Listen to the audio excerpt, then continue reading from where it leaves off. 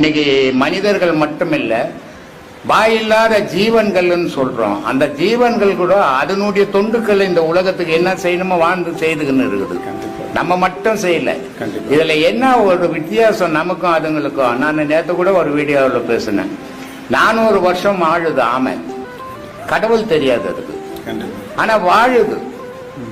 அதே நேரத்தில் காட்டுல பல மிருகங்கள் ஒன்னு அடிச்சு சாப்பிட்டு வாழ்ந்துகிட்டாங்க. ஆனா கடவுள் தெரியாது, வாழ்ந்துகிட்டு இருக்குது. புல் பூண்டெல்லாம் வாழ்ந்துகிட்டு இருக்குது. எப்படி வாழுது, எதால வாழுது, இதுக்கெல்லாம் கடவுள் தெரியாம நம்மளை விட அதிகமான வயசு வாழுது அது. ஆனா நம்ம 50 வயசு 60 வயசு 70 வயசுல இறந்து போயிடுறோமே, போயாம கடவுளை கும்பிட்டோமே அப்படின்னா இதுல ஒரு சின்ன அறியாமை இருக்குது. கடவுள்ன்றத ஆடு தோல் மேல போட்டுக்கின்னு மனுஷன் ஆட்டை காணும் சொல்லி தேடுவான். ஆனா இவன் தோல் மேல இருக்கிற ஆடு இவனுக்கு தெரியாம போயிட்டு மறந்து போயிட்டான். அது மாதிரி இறைவன்றத ஒவ்வொரு மனிதனுக்குள்ளும் இருக்கிறான்.